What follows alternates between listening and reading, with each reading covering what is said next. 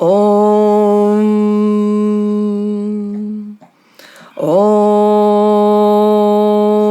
Oh, hey, Becky. Oh, hey, Danny. How's it going? It's good. How are you? Did I catch you meditating? No, I was just about to say, oh my God, have you seen the new Dharma Drops 3 mala bracelet from Spiritual Junkies? Oh my gosh, aren't they amazing? Amazing.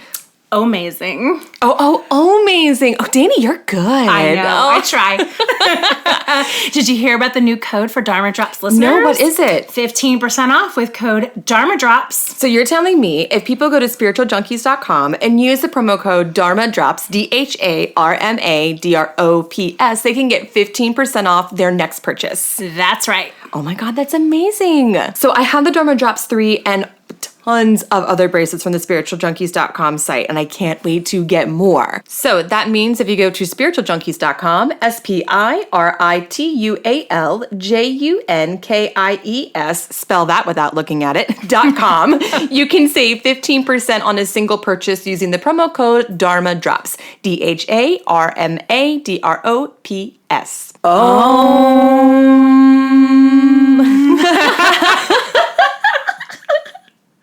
This is Dharma Drops with your host, Rebecca Warfield. This podcast is a little bit about yoga, a little bit about life, and a little bit about whatever. And just as a warning, this podcast is unscripted, so that means I might regret a few things that I say. But hey, maybe I'll say some pretty awesome stuff too. Remember, these are musings, not truths. Buckle up, giddy up, because here we go.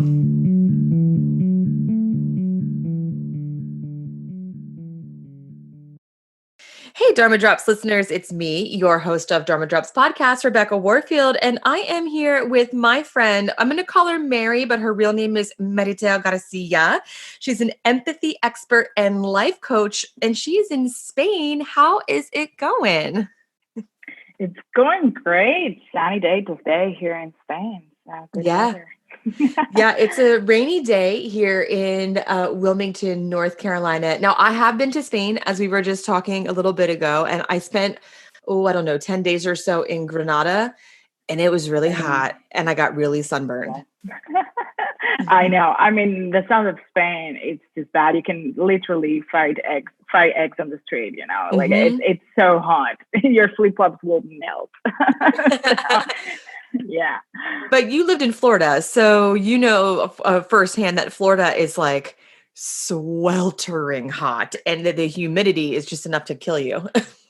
Yeah, I know. I mean, although it's a different kind of humidity, you know, because here I feel like the heat is worse for some reason.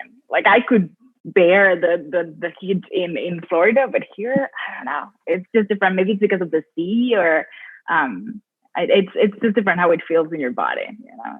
So. Yeah, I don't feel amazing in the heat. Actually, last week I had a recording with a woman in Portugal about Ayurveda, and we were talking about summertime temperatures, and I feel terrible in the humidity. So I don't know, maybe this is my calling to move to Spain. There you go. I'll be waiting for you. So you are an empathy expert. And before we get into anything necessarily that you do, I'd really like to start with what is empathy? Because I hear a lot right now, you know, in social media and on the internet about empathy and empaths and such. And I feel like, you know, the word empath is getting just a popular term to use. So I feel like we need to back up and just start off with what is empathy and what is it to be an empathy expert? Right. So to me, you know, empathy is what connects human beings, right? So, and sometimes I feel empathy has different facets to it. Like there is obviously a mental piece of empathy. Like if you tell me a story, you tell me a situation that you're in, I can imagine this in my head and I can put myself into your shoes. But from a situational perspective, right? Like mentally, I understand what you're going through. But to me, empathy has other pieces to it. To me, there's a feeling aspect of it as well. Like I can feel you. It's not only about I can understand your situation, but I can feel how you feel. I can be in the same space as you are in, right? I always put the same example. Like you might be at the bottom of a well. Empathy to me is being with you inside the well. and seeing reality the same way that you see it. Because if I see you from the top of the well, sure, I know where you're in. I see the darkness, but I am not in the darkness with you. So it will be very difficult for me to understand your situation if I am not looking at the situation from your eyes. Because sometimes we think that empathy is understanding what the other person is going through, but you are still being you. Empathy is not about you. Empathy is about the other person, which means that the solutions that you would have for yourself, maybe they don't work for somebody else. And you can only be empathic to another human being if you're able to understand that person with their resources, their abilities, their situation, feeling the way they feel. And there's also a body aspect of empathy as well, right? Like I am there with you. I can feel the situation in my bones, the same way that I would feel it if it would be me in that space that you are in. And this is such a timely conversation. For those of you listening, we were actually planning on recording last week. And we had to switch our recording date because I wasn't feeling well. And so here we are this week it's June 5th, the day that we're recording, and the entire United States, of course, is protesting. And I've been seeing all these comments happening on social media right now about let me just explain it to you. I can't understand it for you. And I think this is a really timely conversation that we're having, that it's not just about imagining and understanding. This is about feeling. But I guess my question is, how do we do that? I mean, you don't need to answer that necessarily in the context of the protests that are happening in the US, but just in general, how do we learn to become empathetic? Yeah, I mean, to me, it's an ability. So as anything, when you're trying to learn how to ride a bike, you will be on the floor more than on the bike, right? So with empathy, it's the same way. You just need to practice that. So how do you practice that? Sometimes we are so worried about what we want to say next that we have no space to hear what the other person has to say.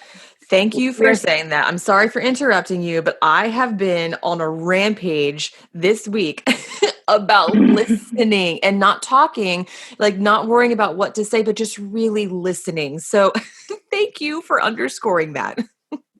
Yeah, and it's funny because we want to be listened to, but we don't listen to other people, and this is such a huge mistake in my in my knowledge and the things that I've been doing for myself. I feel that empathy connects you to people, and it means that you want to know what the other person is about. It's as simple as that, right? And even if we have differences, because you and I will probably have different opinions on things. And if that wouldn't be, natural, it would really be boring. Do you imagine having a conversation with someone who agrees with you in anything you say? That would be extremely boring. We would be all equal. So sometimes the difference is seen as something that gets us apart somehow. But I see difference as something that gets us together, because I want to understand how you see the world. And I might not share the same perspective of the world, but listening to you is what makes my perspective shift and change. Because if we are surrounded by people who think the same way as we think, where is the challenge there? You are just having affirmation that what you think is right. And there is no such a thing as right things or wrong things. There are just things. And so opinions, I want to listen to people who think exactly the opposite of me, because this makes me understand how they see the world and how they operate in a daily basis. What are their fears? Because there are fears sometimes in, behaviors that we see, that we despise. There is something real behind them. There is a need. There is a fear about the unknown. There is uncertainty, that those are really valid. Maybe the behavior is not valid and you can be against that behavior. But what's not on the surface, what's inside are legitimate things that we need to look at. And you can only get to those that are so deep when you listen to somebody else. So, I've been thinking about listening this whole week, and I know it sounds really easy, like just listen. If you were working with someone in, the practice of empathy, how would you tell them to listen? Because I think the act of listening Mhm. is a lot more complicated than just hearing. Yeah, it is. There are so many pieces that play, a big role into that. So the first thing that I tell my clients is, if you want to work on your empathic ability, the first thing is that you need to forget about yourself. Mm. Because when you are listening to somebody else, if you end up being the most important thing in that conversation and you are being entitled to your opinion and you want to force it on others, like hammer it in, like this is what I think is right, there's no listening there. There's no listening at all. So it's not about your ears, listening is so much more than that, because you need to have a genuine interest on Yeah. what the other has to say. And when there is a genuine interest of what the other has to say, it just comes naturally. So to me, the first thing that you need to start with is you don't know anything. So Mm. do not assume, because this is something that we do on our daily basis, with friends. You just assume things. So instead of assuming something, why don't we ask? Because when you are assuming that the other person does this because X, Y, or Z, you are making up a story in your head that it might have nothing to do with reality. And so Yeah. it is a lot easier to say, hey, what you did the other day, I didn't like it. Can you explain to me what happened? Like, what was behind that? Is there a reason why you did that? How do you see it? Can you explain to me what happened, from your point of view? Hmm. And that's all you have to say. It's a matter of wanting to understand without trying to fill in the gaps in the story that you made up. And I think what was really important that you mentioned is we start to make up a story. And pardon me, Mm. I don't know. Are you a yogi? We didn't even talk about yoga stuff. Or do you practice yoga? Yeah, I do. I do. Okay, I, cool. I, I do yoga. So, in the yoga practice, we often talk about things like letting go of story and acknowledging Mm. what is in the moment. And I think when we start to get in these conversations of I'm right, you're wrong, or, I know you don't, those sorts of things, we're really creating a false narrative. And when we start to build that story in our brains, just thinking about what you were saying right now, as we build story, we're not listening at all anymore. We become the narrator of someone else's story.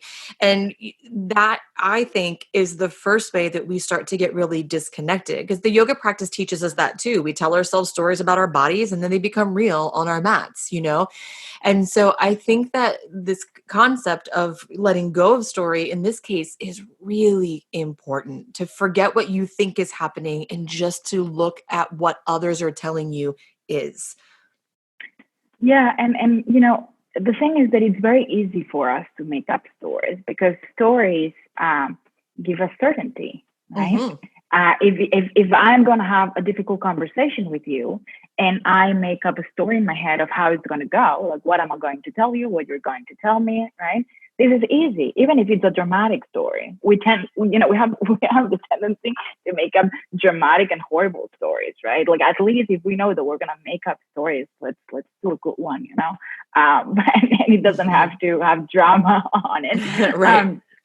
Um, but the truth is that, and this is something that happens to us on a daily basis. Like, I make up a story of how something's gonna go, and then I am in the moment with that person, and that person says something that I could have never imagined, and I'm almost pissed that that person didn't follow my narrative. Right. Like, they didn't follow the script. They just went out of it, and I feel so lost because I didn't have that in my head. I couldn't predict that. And Hmm. and the thing is that I feel that empathy is also part of understanding and wanting to live in uncertainty, because you don't control the other person. You don't control their feelings. You don't control their thoughts. You don't control the map of the world that they have in their head. And this is not only okay to not control that, but this is also the beauty of life, that you Yeah. have another human being in front of you that has different belief systems, that has different life experiences, that has seen different things that you hadn't. And so why don't we look at that person with curiosity? Just ask them, because sometimes in conversations, we just don't ask anything. Like your friend vomits something into you and you just go into your thing. You just go there and you vomit something into them. So there's no connection there. Where you're just using each other as an idea dumpster. And that is not empathic. Yeah. And that doesn't harvest a healthy relationships either. And I think, again, you're hitting some really important language, I think, here in this conversation. And I also think control allows us to really feel safe. So if we get to control the narrative and control the conversation and control the way we feel about it, that allows us to feel really, really safe in the situation. And I think if I understand empathy correctly, sometimes empathy, it is a little scary because it's putting you into an experience of the unknown. And so, I mean, I don't necessarily know how to let go of control all the time, but I also feel that that's also key. Letting go of control of the story, also letting go of control about how you feel in that story and just experiencing it. Yeah, and it's also about vulnerability in a way, right? Because when you're being true to yourself, you're opening up, you are asking questions because you have curiosity about what the other person is feeling, saying, doing, there is a genuine connection, but you also need to let go of that control that we like so much, right? But I always say to my clients, tell me a moment that has changed your life, right? Like that moment that you remember in your head. And 99% of times, those moments are moments that have vulnerability, that have empathy, that have active listening, that have feelings, that it's a moment of sharing. And so we forget that way too often. We forget that this is what makes moments special. Like being an idea dumpster doesn't make anything special. You might feel very good after a coffee and with someone because you have told them what you have done in the past 2 weeks, and you feel relieved because you have vomited all you had. But what about changing that vomit moment for a real one? Mm-hmm. Maybe you are not able to express the 1,000 things that you want to say, but the ones that are really important to you, it will mean something. And I think that's the difference. We are so scared that to be true to ourselves, that we don't let others, we don't have the space to hold, we don't hold the space for others to be true to themselves, but we need to start with us. If you are being vulnerable in a conversation, if you're being honest, if you're opening yourself up, it's going to be extremely difficult for the other person to close up because you are the one who's taking that first step. Right. And I do feel that most people, when they recognize someone else's vulnerability or someone else's, letting go of control, just these raw moments, I feel like the response almost 100% of the time is compassion. And that starts to go back and forth. When one person feels empathetic for another, then the other person starts to feel empathetic for them. And I feel like that's where some real meaning can start to take place. Yeah, definitely. And it's a process, but I think that everything starts with you, everything starts with how you treat others, how you talk to other people, how you engage yourself in the conversation, how you ask questions. And in the end, it's such a ripple effect, like it sounds very hippie, like you can wake up one day and just start doing it and people will follow. But let me tell you that my experience, like I lived in the States, and to me, it was such a cultural shock, right? I'm from Barcelona. I lived in other places, like I lived in France and in London, but the States was such a cultural difference for me. Like I got there and I'm a very empathic person. And I got there, I was like, oh, where's empathy here? I was not sure where to find it. I mean, obviously there are empathic people in the States, but sometimes there's no safe space where that can flourish. And maybe because I'm coming from a country that has a collectivist culture, people help each other, your neighbors. And it's not only the hello, hey, how are you? But it's like, hey, what are my plans when I'm out? Or it's like, do you want me to help you? Go with you to the doctor. People ask and receive, right? Like there's another kind of flow of how human beings connect, right? And Mm-hmm. to me, it was quite of a shock. And one of the first things that happened to me was at work. Like I worked for an American company, and at the beginning, it was really bad. Like I remember my first meeting, a person just stormed out of the room, and there was yelling, and I was like, I can't do this for Did you you. work in academia? Did you work at a university by chance? Because that's how it rolls there No, sometimes too.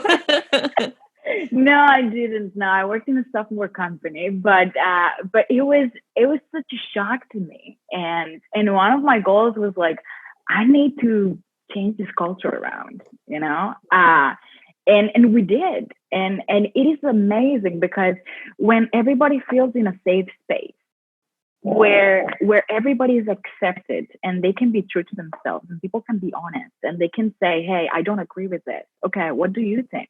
And so everybody can say what they want to say without feeling belittled or judged. Everything changes. Yeah. Because who doesn't want to be in a space where you can be true to yourself and not be worried about what others think of you, because you'll be accepted. Yeah. So how can we create those spaces? And I think there's a lot of conversations to have here. My brain keeps going to these like really big spaces because of course all the protests that are happening in the United States right now. But I do believe in order to have a change globally, we have to take effect locally in our own lives, in our own homes, our own businesses. So if we're talking about just our own small circle of people, maybe say work, for example, how do Mm-hmm. we start creating those sorts of spaces? Where does that work begin? Yeah, so to me, it's about behaviors, right? And I'll give you some examples. One of the things that I've noticed was that when everything goes right, there's no problems, right? But Right. when things go south, when things go south, there was a tendency, for example, to blame people. I totally Mm. hated that. And I don't use the word hate lightly. I hated blame. And so Mhm. one of the things that I started doing with my team was, okay, guys, we're not going to blame each other for anything. When we have a problem, we're going to get together. We're going to talk about solutions. Everybody's going to bring to the table, what can we do about it? Then we'll figure out what happened here and how can we do better. But I don't care if it's your fault or it's my fault. We all make mistakes. And this is not what the important thing is. What the important thing is what do we do about it? Mhm. And so this started to change. Like I remember the first meetings, it was like, no, it was his fault. It was my fault. It's like, we don't care about this. This is not gonna get us anywhere. We can be blaming and finger pointing, but this doesn't drive us to a place where we want to be. And so when you see behaviors that are not giving that empathy, that are not giving that safe space, we need to start shifting those behaviors. And Mhm. and let me tell you, it's really, really easy because it's like a drug, Like if you start being true to yourself, if you are not being blamed for what you do wrong, but just more coached on what you do wrong. Okay, what happened? This is what happened. Okay, let's review this. What do you think we can do better next time? And then you put measures in place and next time we do it better. People just get hooked into that. Like, who Mhm. wants to go back to blame? Right. No, nobody does, because the moment that you try something else, you're like, kind of enjoying. I'm enjoying this, Like I Yeah. don't want to go back to that dark space. And so you need to start with you. If you don't blame others, if you don't finger point when something happens, and you're trying to go for the positive outcome, people are going to follow you. Like, Yeah. there's going to be some resistance for sure, because we don't like new. We think new is difficult, but the thing is, it's just new. And, Mm. new behaviors take time. And it's okay. We'll go back and forth for a while. But once everybody sees that this new path is better, there's no way back. There's like literally no way back, because everybody likes that. No, this creates cohesive teams, teams that work together. This creates teamwork, and this can happen at home, at work, anywhere you go. Mhm. This is the power, I think, of learning and expanding our scope of the world too. uh, the yoga practice teaches us this. I learned a lot about this through my study of feminism, that new stuff does feel uncomfortable, but Mhm. once you always know. And you can't go back, And so if you learn a new way of approaching the world, a new way of having conversations, a new way of operating, in your business so that people feel comfortable and understood, once that happens, you can't go back to what you used to do and what you used to know because you've already expanded so much beyond that. And I think there's real power, like you said, in creating that space for that because it's only moving forward from there. Yeah, and it requires it requires the internal strength because if you would be yelling at me right now and I would still keep the same tone of voice, you'll get tired at some point. You wouldn't be, no, it's true. Like you Yeah. wouldn't be able to yell at me for 30 minutes. I mean, you might try very hard for 5. So if I keep my inner strength and my inner calm for 5 minutes, I can assure you we're going to have 25 minutes of calm together, right? Yeah. The problem is that most people don't hold quiet for 5. And so things start spiraling out of control because you are going with, in whatever space the other person is, you're just going with them. So, the shift in the thinking is, do I want to be in that space? And if you don't, you need to create that bubble for you. And believe me, others will gravitate to your bubble because your bubble is probably better. So in that sense, it's just a matter of inner strength and being like, okay, I'm feeling that anger from that person. I'm feeling that this person is frustrated. I am sure there is a reason for that. And there is a legitimate reason for that. It's not that I don't like that person. I don't like that behavior. Right. And so you just need to stay in your space and things will start to fall in the right place. Right. But it requires a lot of self-awareness, I would say, first of all, and also, taking care of your own needs, because sometimes we just drive away with somebody else's feelings. I mean, it's like I was not even angry, and Yeah. somehow I am in that conversation that just spirals into a direction that I don't want to go in, but it's too late. You're already there. And I think the self-awareness component that you mentioned is really important. And in some ways, I think is really, really hard. I can't speak for other cultures, but just in my own experience in the United States, there has not been a tremendous amount of emphasis on self-awareness really until I got to the yoga practice. Like I grew up Mm. dancing, so there was self-awareness of body, like how do I move my body in space? But it wasn't until I came to the yoga practice that I started learning self awareness about, say, my thoughts. And I learned some self awareness about words through my formal education because I have a bachelor's and a master's in English. But even until I got to the yoga practice, I really wasn't cultivating, I think, the sort of self awareness that can lend itself toward an empathetic view of the world. Because I think in the past, I misplaced empathy with anger. And I thought that by being angry, I was being empathetic. And now in hindsight, I'm not sure if that was really the right thing. So, with that said, in terms of cultivating self awareness in the effort to create empathy, what can we do? I mean, I know we listen, and that sort of stuff, but I still think without self awareness, listening and creating space is really hard. Yeah, because most of the times we talk about empathy with other people and we forget empathy about ourselves. Mm, And so, one of the things that I see is that we are the worst friends to ourselves. hmm We talk to us in a way that we would never talk to somebody else. And so, empathy starts with empathy for yourself. And mm. this means you need to be aware of your needs. You need to be aware of your thoughts. Do you like what you're thinking?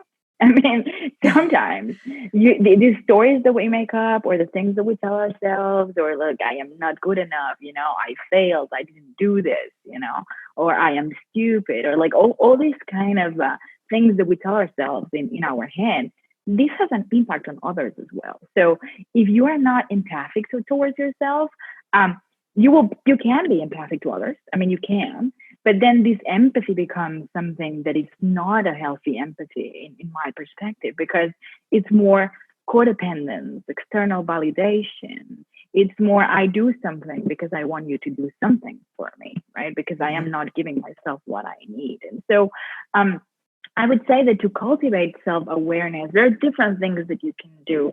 But I think the two keys there is, one, your mind. You are not your mind. What you think is not what you are. And what you think is something that you can train yourself, right? Like you have everything you need to know when you are thinking something toxic. We all have this inner critic voice that sometimes rules our life, right? And this critic voice that we have, I think, is amazing, because this basically allows us to stay alive, which is great. We should keep doing that, but sometimes this voice drives the car of our life.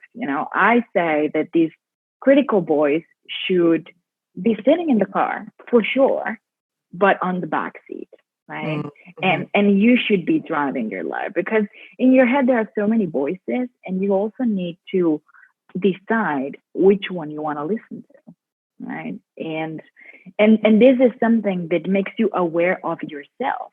I even name my voices. Like I have names for them. Like my critical voice has a name, and because this way, when you label things, we love labeling things. That's actually what I do in my yoga practice. I label what the thought is. I don't necessarily have like, that's Veronica and that's Jessica, but I have like, that's judgment, that's worry, that's fear, and that helps me like figure out what the patterns are. Yeah. And it helps us because you can jump into that thought, or you can be like, okay, I heard you, but it's no interest for me right now. Like, sorry, like I listen to you, but it's just not me right now. And you need to decide, and to decide what voice do you want to listen to, you need to be aware. And so to me, exercises of being aware who's talking. Is your assuming voice talking? Is your hurt voice talking? Is your judgment talking? Is your love talking? What is talking in your head, right? And so once you start being empathetic to yourself, and you start talking to yourself in a better manner, as if you would be talking to your best friend, with compassion, with empathy, with support, you are able to do this with other people too, because you have that practice for yourself. So it's a lot easier for you to take those behaviors that are outside of you and practice this, in other environments. And the other piece to me is feelings.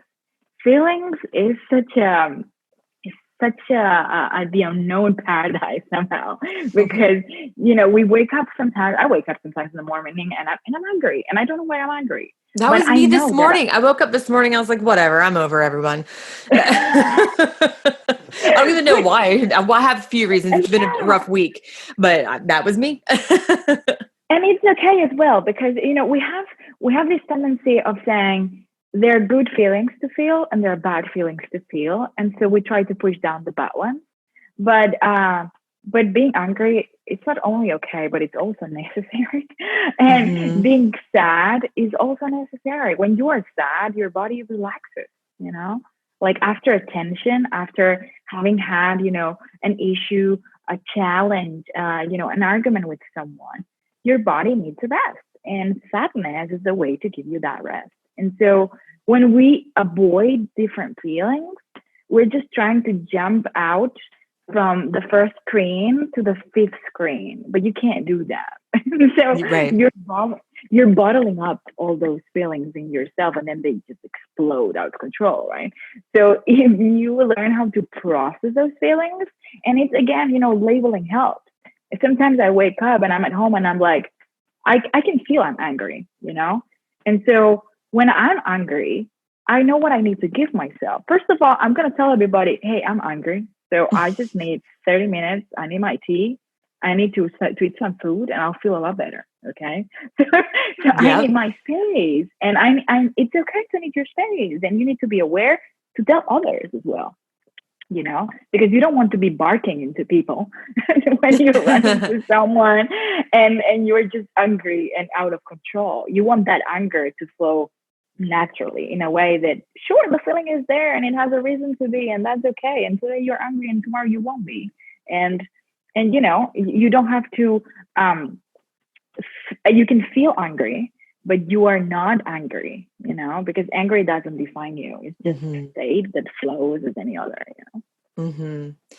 I think this is really good advice. And especially, like I said in the beginning of the episode, I hear the word empathy and empathetic and empath sort of being tossed around, kind of willy-nilly, like people might not fully understand what it is. And I think this is a really important component because I hear people talking about feeling empathetic for others.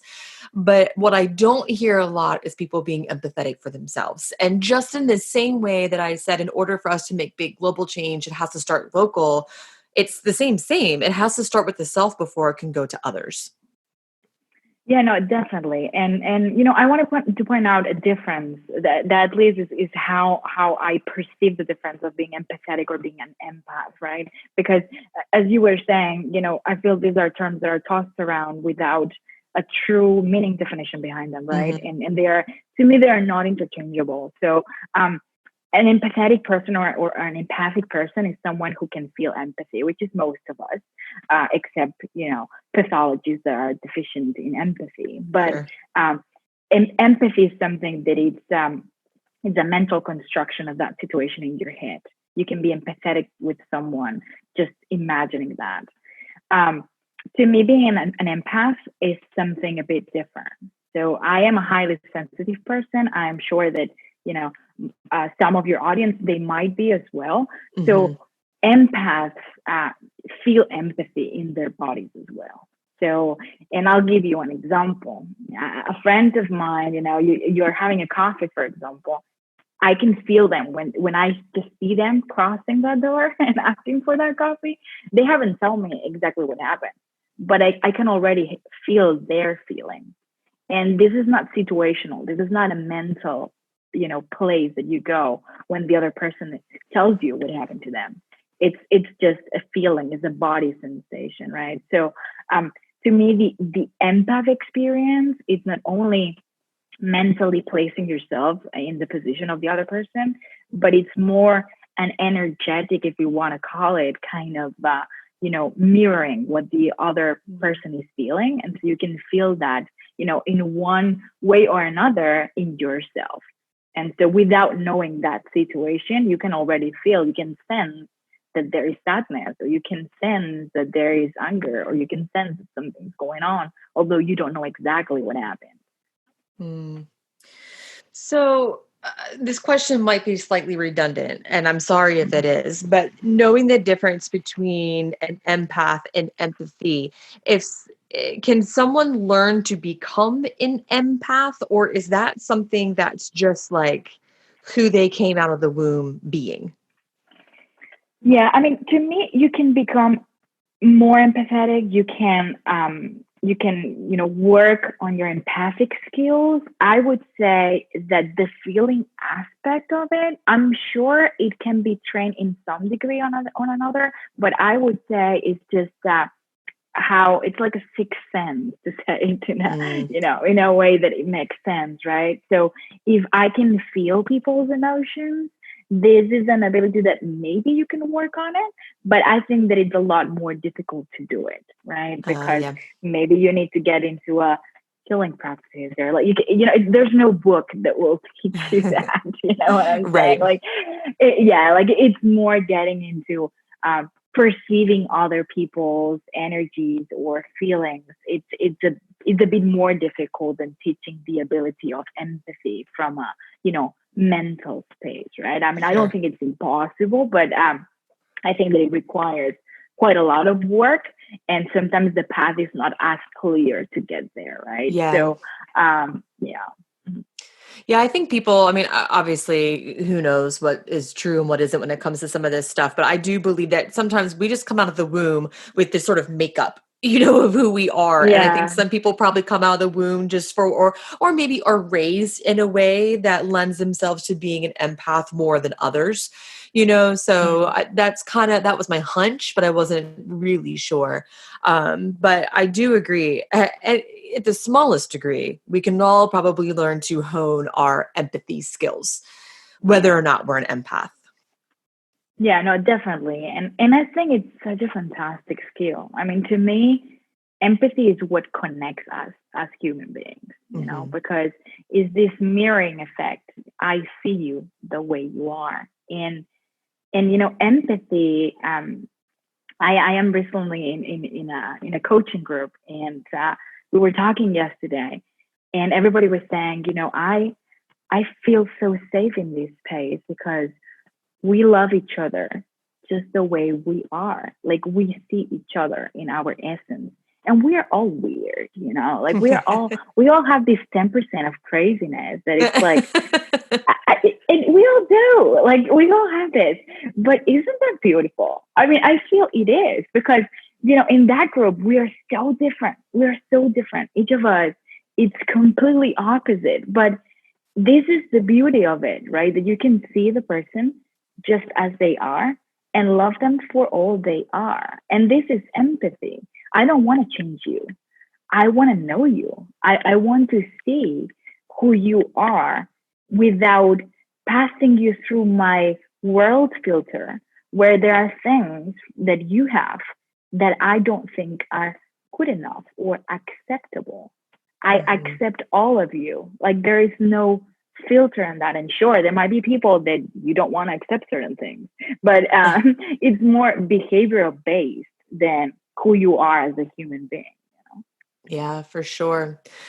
One thing maybe I should have asked you in the beginning, but I didn't. How did you come into work in empathy? Like, what brought you to becoming an empathy expert?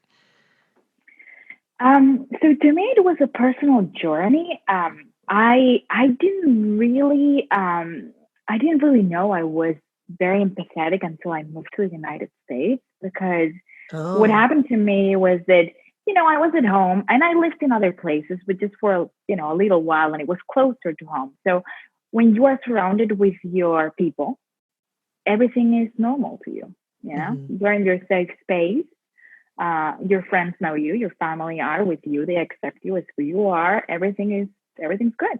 But the moment that I left that comfortable zone and I went somewhere else, I started seeing that I was operating from a different space than other people that I was meeting.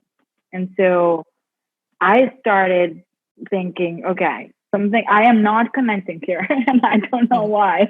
Um, and I started investigating about, narcissism, for example. I came across a lot of toxic people, and I didn't know what was happening to me and why were these people drawn to me. So I started learning more about empaths, empathy, highly sensitive people, how to create empathic environments at work, because there were certain situations that I was like, I can't hold in, I can be in this space and be sane until I need to go back home. So I have to do something about it. And so this drove me to this path of just creating this strong self-empathy and being more empathetic to others and creating real connections with other people. And it was an interest of mine. Like it was more like a survival thing for me, where I was in a different environment and I had to swim or die, right? So I was like, okay, I wanna decide in what direction I want to swim. And I would rather swim through, empathy than just go the other way, right? So I started reading a lot and learning different techniques. So I did absolutely everything. I did from I read books, psychology books and psychological studies, to doing shamanism, meditation, like a lot of different things Hmm. that, um, so I could explain to other people what worked for me. And well, I published a book about it that's called The Art of Empathy, where I explain all these techniques and the common issues that I was facing as a very empathic person. If And listeners want to get your book, where can they find it? they can find it in Amazon.com. Okay. It's in Spanish though, so I hope that those who can speak Spanish. So I'm working to translate it into English, hopefully very soon. And they I'm can sure find it. there's some Spanish speakers around Dharma Drops. We have listeners in 165 countries, so I'm sure someone listening Yes, can yes. read it in Spanish. Yeah, it's called El Arte de la Empatía in Spanish. And yeah, hopefully we'll have it in English very soon. I'm excited for that. Working on it. That's awesome. And so I know that you work as a life coach and, of course, an empathy expert. So if folks come to you, do they come to you because they're seeking a more empathetic way of life, or is that something that just sort of naturally falls into the course of life coaching with the clients that you work with? Yeah, so normally people don't come to me and they're like, I have empathy problems, yeah, I mean, it's funny because to me, empathy is such core to many things, It's core to self-esteem. It's core to the security that you have on yourself. It's core on how you relate to others, right? Mhm. So to me, it's a driver of a lot of things that people want to work for themselves and to be better in their skin. And it sort of falls into place, right? I mean, it's funny because I never thought that empathy would be, such a core aspect of self-development in many areas. But the truth is that talking with different clients, doing, trainings in companies, I feel that it's something that without it, there is no real connection with yourself and to others. So Mhm. it naturally falls into place into these, self-discovery processes and self-awareness and trying to find out who are you in reality, because we have so many false beliefs. We have so many stories that we tell ourselves because it's just the same story that makes it all make sense for us.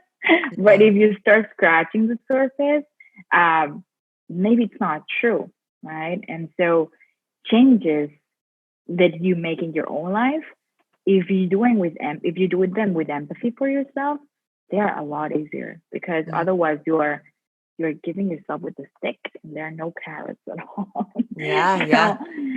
you totally need the carrots, and empathy helps you. Empathy helps you get the carrots, and you can get sort of a mix. A stick with love. It's just tough love kind of thing. Mhm. I think this conversation is exactly what we need to be having right now. And, when I meet with guests, especially guests that I don't actually personally know, for those of you listening, this is actually our first time having conversation. And I think that we actually touched base before everything even started in the United States, before George Floyd was Yeah, even, murdered. So, it's just really interesting that here we are talking about this and it's needed so badly right now, especially by people, there's listeners all over the country, excuse me, all over the world, but most of the Dharma Drops listeners are in the United States. And I think this is like exactly what we need to be hearing right now. I mean, of course, there's lots of conversations that need to be heard, but I think the empathetic approach is really the beginning of the conversation. definitely. And I don't want to get into the topic because I don't know a lot. Sure. It would be such a bad place to start when you don't know fully the Sure. situation. Sure. But what I would say, and I think this works for almost every situation, is that there is a distinction of a behavior, something that happened that we don't agree with, and we should condemn that thing, right? The Mhm. other thing is what's behind that. And what's behind that behavior, it's most likely legitimate. Behind a bad behavior, there are fears, there are limiting beliefs, there is fear of uncertainty, there is fear of the unknown. There are a lot of things there that need to be tackled. You Mhm. cannot just point at the behavior and don't understand the why. Yeah. The why is the most important thing here. And I feel that sometimes we are so focused on the behavior, and this is what is in the surface. You are not going to change by blaming. And we go back to what we were talking before, right? You need to understand how that person got there. what is behind that behavior. What is stopping that person, that society, that belief to do something different? Mm-hmm. Yeah, I think these are really important things for us to be thinking about. And I like what you said too, that this conversation, it's really like a conversation that you can just plant in anything that we're facing, whether it's in our personal lives, at work, whatever it is, that these are questions we can always be asking to help us get to a more empathetic approach. So I really appreciate this conversation. I will be honest, it makes my heart feel a little more at ease right now. It's been a rough week in the United States of America. You know? Thank you. No, really. I mean, I think that these are so needed conversations. Mhm. It is crucial for a society and human beings to develop, to hear things we don't want to hear. But understanding what the other person is feeling and thinking, it is the key to do something different. Yeah. Because just blaming the other person for doing something without listening what's truly happening, we might agree on some points, you know? Hmm. As difficult as it might sound, something who has a positive, an opposite, an opposite view of reality than you will be surprised that if instead of assuming you ask questions, there might be things you agree on. I was just talking to a friend the other day, and I actually think it was before everything started happening in the United States. I'm not even 100%. Oh, I know what we were talking about. I think we were talking about coronavirus stuff, as a matter of fact, because there's all these like different Mm-hmm. arguments about the virus, and I was telling her because I teach English at UNC Wilmington, just part time these days. But when I teach composition, we often talk about a way of structuring argument called the Rogerian approach. And it's based off Carl Rogers. And the point that I was trying to make to her, just in a nutshell here, is that this particular structure of argument always starts with, where do we see common ground? And that's like step one. We feel each other on these issues. We understand each other on these issues. Then it moves into, here's where we diverge. But the final step of that is, and here's how we can then continue to find common ground. So it doesn't ignore difference. It No. acknowledges it, but it also shows where there's common ground too, which I think is so important. Yeah, because otherwise, if we don't do that, what is the alternative, Yeah. right? And so the alternative is polarized views. You are with me or you are against me. That is a space where I don't think we should be in any matter. It doesn't matter what it is, because everybody has their own beliefs, everybody has their own thoughts about something, but the difference shouldn't scare us, because difference is what brings us together. Of course, there are certain things that I think are red lines, at least for me. Dehumanization is a red line, Right. like Right. we cannot argue about this, right? Like, I think everybody's the same and it doesn't matter. Like, I don't think this is something that we should debate about. I mean, we can talk about it, but Sure. there are certain things that if we don't feel that everybody's equal, then I feel that we have a problem, right?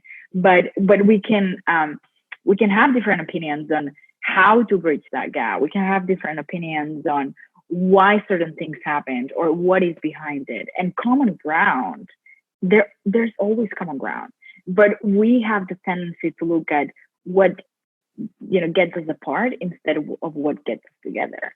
and Hmm. and and this is where the perspective, in my view, has to shift. There are so many things that brings us together. We just need to find them. Yeah. Most definitely. I can't thank you enough for this conversation today. Do you have any other like last thoughts that you'd like to leave the Dharma Drops audience with? So to finish up, I would say that to me, empathy is my life and it has changed my life. And I'm pretty sure that it will to some of you as well, from a personal perspective, but also in a way to relate to others in a very true way.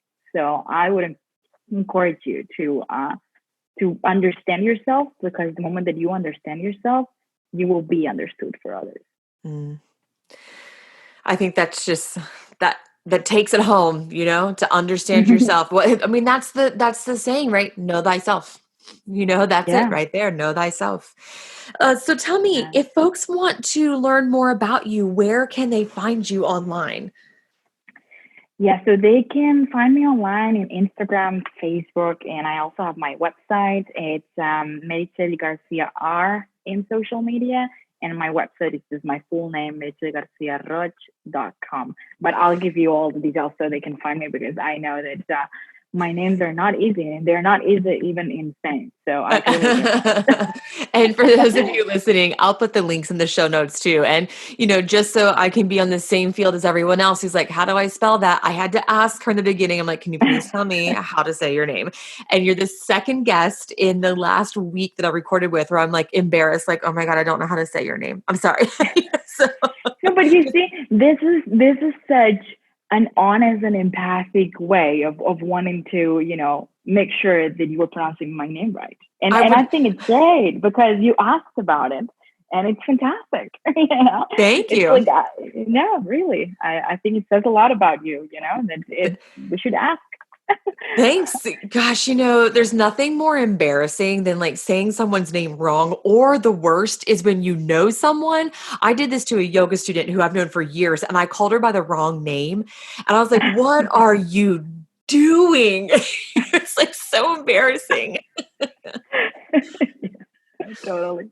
Yes, it's always best to ask, my friends.